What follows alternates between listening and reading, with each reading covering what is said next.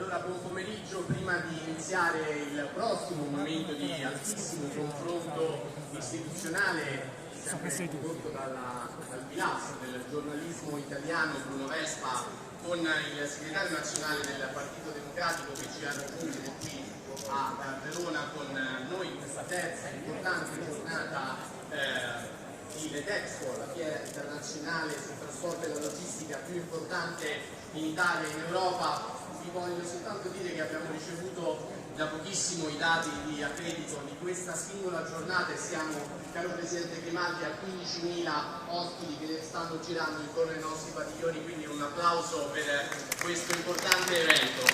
Prima di iniziare questa intervista tra Bruno Vespa e Enrico Letta ho il piacere di farvi vedere un importante video istituzionale che abbiamo realizzato per raccontare chi è Aris, cosa ha fatto e sicuramente quello che farà per il prossimo futuro. Quindi chiedo cortesemente alla regia il lancio del video istituzionale, grazie. Comunità Europea del Carbone e dell'Acciaio nacque così in qualche modo, dopodiché ce ne siamo dimenticati. Tu hai detto giustamente che la Spagna, anche in questo campo, a noi però ci facciamo male da soli, insomma, no? Basta vedere 4 anni la TAP, che cosa abbiamo dovuto passare per farla, le trivelle che non funzionano, e tocco un tema sensibile al quale io sono però molto legato, che è quello del nucleare.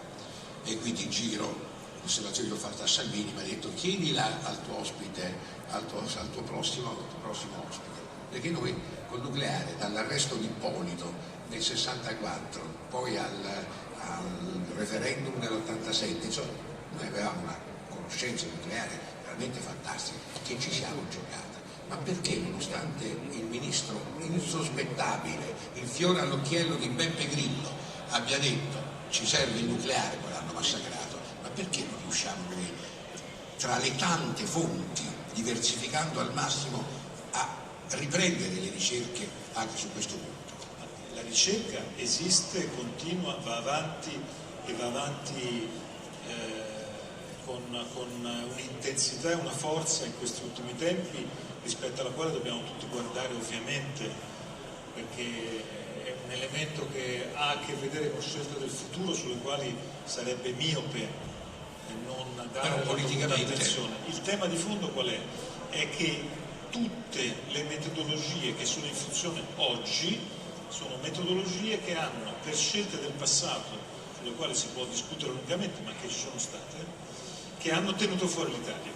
Quindi è evidente che l'Italia non è la Francia ha fatto una scelta e la Francia si trova oggi in una situazione che non è quella dell'Italia.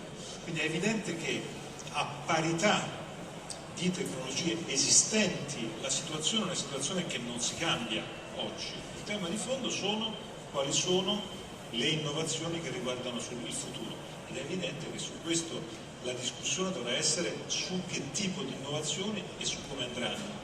E io su questo voglio semplicemente, lo dico con grande chiarezza, nella situazione data, secondo me, la Francia ha fatto quelle scelte perché viene dal passato, noi abbiamo un passato diverso e quindi è inutile che facciamo dei ragionamenti oggi sul latte versato. Il discorso del futuro e non essere esclusi dal futuro, quando ci saranno le evidenze e i dati che ci dimostreranno delle cose che oggi ancora non sono sufficienti. Allora, no.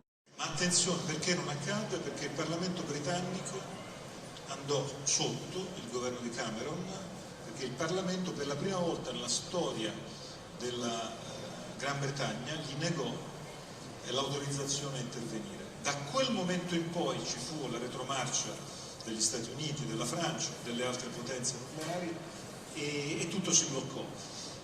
Faccio questo ritorno a 9 anni fa perché da quel momento è cominciata l'errore di percezione di Putin, che ha pensato che l'Occidente non avrebbe reagito e invece è andata così. Quindi io penso che quello sia il più grande problema. Lui si trova con attorno dei collaboratori che non gli dicono la verità, che hanno paura di dirgli la verità, e lui si è mosso non avendo la percezione di quello che succedeva sul terreno, non si aspettava la reazione di Zelensky e degli ucraini. Aggiungo che Zelensky si è dimostrato molto più moderno di Putin, hai l'impressione di avere davanti quello che si muove sui social media e quello che reagisce col fax, cioè due mondi gli anni 2000 e il Novecento, anche nel modo con il quale questa guerra è stata portata avanti, da una parte una capacità di raccontare al mondo quello che stava capitando e dall'altra parte invece